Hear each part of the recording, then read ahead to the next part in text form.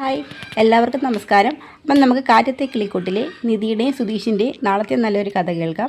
എല്ലാ ദിവസവും ചാനലിലൂടെ വീഡിയോ അപ്ലോഡ് ചെയ്യുന്നതാണ്. എൻ്റെ ചാനൽ ആദ്യമായി കാണുന്നവരാണെങ്കിൽ ഒന്ന് സബ്സ്ക്രൈബ് ചെയ്യണേ. വീഡിയോ ഇഷ്ടപ്പെടുവാണെങ്കിൽ ലൈക്ക് ചെയ്യണേ, കമൻറ്റ് ചെയ്യണേ. അങ്ങനെ നിധിയും സുധീഷും കൂടി നിധിയുടെ വീട്ടിൽ വരികയാണ്. അങ്ങനെ രാജീവും അരുണും എല്ലാം ചേർന്ന് നിധിയെ നല്ലോണം ട്രീറ്റ് ചെയ്യുന്നുണ്ട്. പക്ഷേ സുധീഷിനെ വലിയ രീതിയിൽ ആരും മൈൻഡൊന്നും ചെയ്യുന്നതൊന്നുമില്ല. അതിൻ്റെയൊക്കെ ഒരു വിഷമവും സങ്കടമൊക്കെ സുധീഷ് പരാതി രൂപേണ വിളിച്ച് ഹരീഷിനോട് പറയുകയാണ്. അതിനുശേഷം ഹരീഷ് വീഡിയോ കോൾ ചെയ്ത് നിധിയും സുധീഷും എല്ലാവരുമായിട്ട് സംസാരിക്കുന്നുണ്ട്. അതുപോലെ തന്നെ നികേഷും സുഭാഷും എല്ലാവരും ചേർന്ന് നിധിയോട് സംസാരിക്കുന്നുണ്ട്. അതിനുശേഷം രാത്രിയിൽ ഉറങ്ങാനായിട്ട് നിധി സുധീഷിനെ പറയും റൂമിൽ പോയി കിടന്ന് ഉറങ്ങാൻ പറയും. പക്ഷേ അത് കാണുന്ന രാജീവനും അരുണും നല്ല ദേഷ്യം വരുന്നുണ്ട്. അരുണ് പറയും, അത് സുധീഷ് നിധിയുടെ റൂം ഞാൻ കാണിച്ചു തരാമെന്ന് പറയുമ്പോൾ വേണ്ടളിയെ എനിക്കറിയാമല്ലോ എന്ന് പറഞ്ഞുകൊണ്ട് സുധീഷ് നേരത്തെ അവിടെ നിന്ന് അങ്ങ് പോവുകയാണ്. കാരണം അധികം നേരം അവിടെ നിന്ന് കഴിഞ്ഞാൽ അവർ മിക്കവാറും ഡ്രൈവർ റൂമിലോട്ട് സുധീഷിനെ ആക്കുമെന്ന് അവർക്കറിയാം. അപ്പോഴത്തേക്ക് നിധിയും ചെല്ലുമ്പം പറയും, കുഴപ്പമില്ല, ഞാൻ പോയി കിടന്നുറങ്ങിക്കോളാം, നല്ല ക്ഷീണമുണ്ട്. നിധി കുറച്ച് നേരം അച്ഛനും ചേട്ടനും ഒക്കെ ആയിട്ട് സംസാരിച്ചുകൊണ്ടിരിക്കാൻ പറഞ്ഞ് സുധീഷ് അങ്ങ് റൂമിലോട്ട് പോവുകയാണ്. അപ്പോൾ അവിടെ വരെയാണ് നമ്മൾ ഇന്നലെ കഥ പറഞ്ഞ് അവസാനിപ്പിച്ചത്. അതിൻ്റെ തുടർഭാഗമാണ് ഇന്ന് പറയാൻ പോകുന്നത്. ോട്ട് ചെല്ലുന്ന സുധീഷ് നല്ല വൃത്തിയുള്ള നല്ല എ സി ഒക്കെ ഇട്ട് നല്ലൊരു അടിപൊളി റൂമാണ് കാണുന്നത്. സുധീഷ് ഇത്രയും നല്ല റൂമിലായിരുന്നു ഈശ്വര നിധി താമസിച്ചുകൊണ്ടിരുന്നത്. എൻ്റെ വീട്ടിൽ എന്തോരം രീതിയിൽ നിധി അഡ്ജസ്റ്റ് ചെയ്യുന്നതെന്നൊക്കെ സുധീഷിന് മനസ്സിലായി. അപ്പോഴത്തേക്കാണ് നിധി റൂമിലോട്ട് വരുന്നത്. അപ്പോഴത്തേക്ക് കട്ടിലിൽ കിടക്കാമെന്നൊക്കെ പറഞ്ഞിങ്ങനെ ഇരിക്കുകയാണ്. താഴോട്ട് നോക്കുമ്പോൾ അവിടെ ബെഡും എല്ലാം വിരിച്ചിട്ടേക്കുന്നു. ഉടനെ പറയും, ഓ അപ്പം ഞാൻ താഴെയിലാണ് കിടക്കേണ്ടത്. എന്താ സുധീഷ് നോക്കുന്നത്? ഏയ് ഒന്നുമില്ല, ഞാൻ താഴെ നോക്കിയത്. സുധീഷിനെ കിടക്കാനുള്ള ബെഡൊക്കെ ഞാൻ നേരത്തെ എടുത്തിട്ടേന്ന് പറയും. ഓ ശരിയെന്ന് പറയും. എന്താ എന്തെങ്കിലും ബുദ്ധിമുട്ടുണ്ടോ? ഏയ് ഒരു ബുദ്ധിമുട്ടും ഇല്ലെന്ന് പറയും. അങ്ങനെ പിറ്റേ ദിവസം രാവിലെ ആവുന്ന സമയത്ത് രാജീവിനിരുന്ന് പത്രം വായിക്കുകയാണ്. ആ സമയത്ത് ഹേമ ചായയൊക്കെ കൊണ്ടു കൊടുക്കുന്ന സമയത്ത് നിധി എഴുന്നേറ്റ് വരികയാണ്. ഹേമേ മോക്ക് കോഫി കൊടുക്കാൻ പറയും. എന്ന് പറയും, ഇത് ചായയാണോ അമ്മയെന്ന് നോക്കി. ഇത് അച്ഛനുള്ള ചായ എന്ന് പറയും. എന്താ നീ ചായ കുടിക്കത്തില്ല, നിനക്ക് കോഫിയല്ലേ ഇഷ്ടം? അത് ശരിയാ, ഇപ്പം ഞാൻ ചായ കുടിക്കുന്നത്. നീ സാധാരണ ചായ കുടിക്കാറില്ലല്ലോ മോളെ.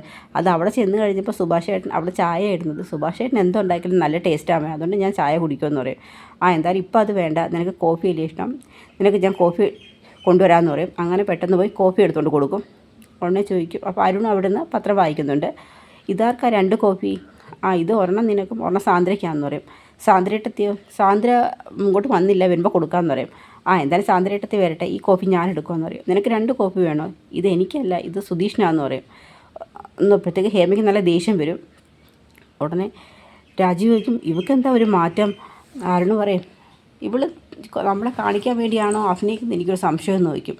അപ്പോൾ അവൻ്റെ പുറമെ എപ്പോൾ നോക്കിയാലോ എന്ന് പറയും. പ്രേമിച്ച് കല്യാണം കഴിച്ച അമ്മേ, അതിൻ്റെതായിരിക്കും എന്ന് പറയും. അങ്ങനെ കോഫിയും കൊണ്ട് നേരെ സുധീഷിൻ്റെ അടുത്തേക്ക് വരും. അങ്ങനെ സുധീഷിനെ വിളിച്ച് കോഫിയെ കൊടുക്കുകയാണ്. കൊള്ളാമല്ലോ, രാവിലെ ഭാര്യ ഭർത്താവിന് കോഫിയെ കൊണ്ടുവന്നല്ലോ എന്ന് നോക്കും. ഭർത്താവിനോ? അല്ല, സാധാരണ ഭർത്താക്കന്മാർ കാണാമല്ലോ ഭാര്യമാർ രാവിലെ ചായയെ കൊടുക്കുന്നത്. അത്രയ്ക്കൊന്നും വിചാരിക്കേണ്ട, ഞാൻ എടുത്തപ്പോൾ ഒരു കോഫി ഇയാൾക്കൂടെ തന്നേ ഉള്ളൂന്ന് പറയും. അല്ല, ഞാൻ വെറുതെ പറഞ്ഞത്, അങ്ങനെ വെറുതെ പറയണ്ട എന്ന് പറയും. എന്നിട്ട് എഴുന്നേറ്റിട്ട് പുറത്തോട്ട് വരികയാണ്. പുറത്തോട്ട് വരുന്ന സമയത്ത് രാജു ചോദിക്കും, നീ അവന് കോഫി ഒന്നും കൊണ്ട് കൊടുക്കണ്ടായിരുന്നു മോളെ എന്ന് നോക്കും. അതിനെന്താ, ഞാനൊരു കോഫി കൊണ്ട് കൊടുത്തു കഴിഞ്ഞാൽ? അല്ല,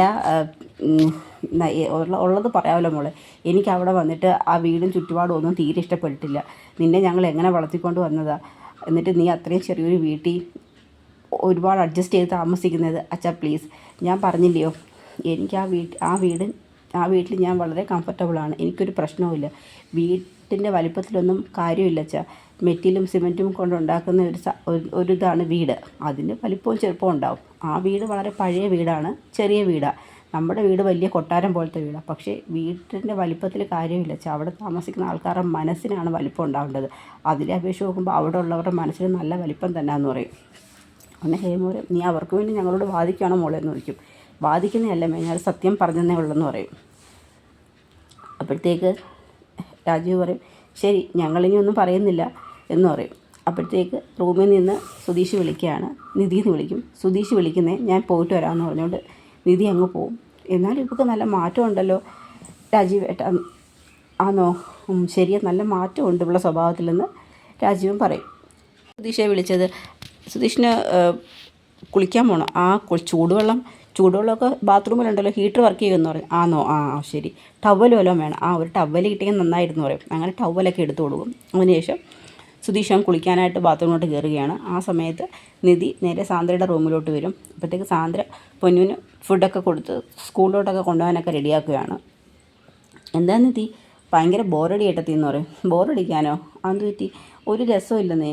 അവിടെ ആണെങ്കിൽ നല്ല രസമാണ്. എപ്പോൾ നോക്കിയാലും നികേഷും ഞാനുമായിട്ട് എന്തെങ്കിലുമൊക്കെ ചളവൻ പറഞ്ഞ് ചുമ്മാ അവൻ എൻ്റെ പുറമേ എന്ന് പറഞ്ഞാൽ സംസാരിച്ചുകൊണ്ടിരിക്കും. പിന്നെ ഞങ്ങൾ എപ്പോഴും ക്ഷേത്രത്തിൽ പോവും.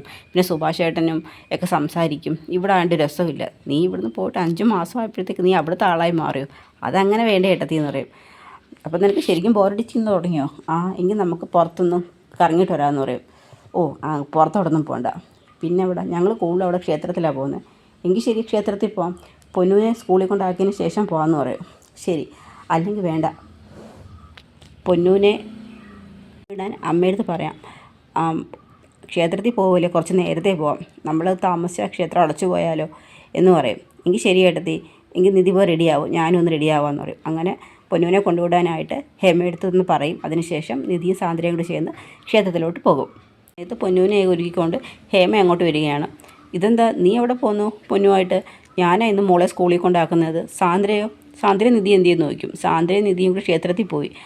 ഡ്രൈവറുടെ അടുത്ത് ഒന്ന് വരാൻ പറയും. അതിന് ഡ്രൈവർ ഇന്നൊരു ദിവസം ലീവ് എടുത്തെന്ന് പറയും.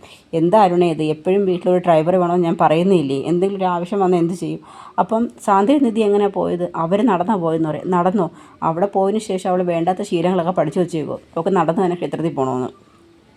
എനിക്കൊരു കാര്യം ചെയ്യും, ഞാൻ കൊണ്ടാക്കാമെന്ന് പറയും. അങ്ങനെ രാജീവ് അവർ രണ്ടുപേരെയും കൂടി ശേഷം കാണിക്കുന്നത് സുഭാഷിൻ്റെ വർക്ക് സൈറ്റാണ്. അവിടെ സുഭാഷിൻ്റെ കൂടെ ജോലി ചെയ്യുന്ന 2-3 ബംഗാളികളുണ്ട്. അതിൽ ഏറ്റവും ക്ലോസ് ആയിട്ട് നിൽക്കുന്നതിന് ഫ്രണ്ടുണ്ട്. അങ്ങനെ പുള്ളി അങ്ങോട്ട് വരും.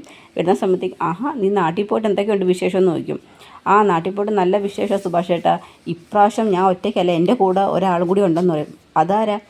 ഇതാ വിളിക്കാമെന്ന് പറയും. അങ്ങനെ ആ വണ്ടിയിൽ നിന്ന് ഇറങ്ങി വരുന്നത് അയാളുടെ സ്നേഹിതൻ്റെ സഹോദരിയാണ്. ഭംഗിയുള്ളൊരു പെൺകുട്ടി. അങ്ങനെ സുഭാഷ് ആ പെൺകുട്ടിയെ നോക്കുകയാണ്.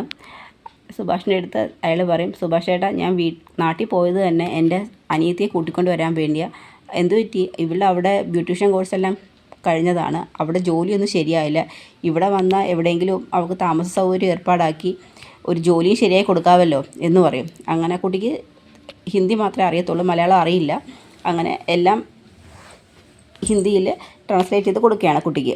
അങ്ങനെ സുഭാഷിനെ ആ കുട്ടി ഇങ്ങനെ നോക്കുകയാണ്. സുഭാഷും നല്ല ഭംഗിയുള്ള കുട്ടിയെ കാണാൻ. അങ്ങനെ ഇങ്ങനെ നല്ല രീതിയിൽ ഇങ്ങനെ നോക്കിക്കൊണ്ട് നിൽക്കുകയാണ്. അങ്ങനെ സുഭാഷ് ഏട്ടൻ സംസാരിക്കുന്നുണ്ട് ആ കുട്ടിയോട്. അതിനുശേഷം ആ കുട്ടി അതിനെല്ലാം ഹിന്ദിയിൽ തന്നെ മറുപടി പറയുന്നുണ്ട്. കേട്ടാൽ മലയാളം മനസ്സിലാവുമെങ്കിലും തിരിച്ച് സംസാരിക്കുന്നത് ഹിന്ദിയിലാണ്. അതിനുശേഷം സുഭാഷ് പറയും, ഈ കുട്ടിയെ എവിടെ താമസിപ്പിക്കുന്നത്? നിൻ്റെ കൂടെ താമസിപ്പിക്കാൻ പറ്റത്തില്ലല്ലോ, അവിടെ സൗകര്യക്കുറവില്ല. അതെ, ഏതെങ്കിലും വർക്കിംഗ് വിമൻസ് ഹോസ്റ്റലിൽ എങ്ങാനോ ആക്കാം തൽക്കാലത്തേക്ക്. അവിടെ നിർത്തിക്കൊണ്ട് തന്നെ എവിടെയെങ്കിലും ജോലിക്കും കൂടി നോക്കാം. അവിടെ നാട്ടിൽ നിർത്തിയാൽ ശരിയാവത്തില്ല, ചില പ്രശ്നങ്ങളൊക്കെ ഉണ്ട്.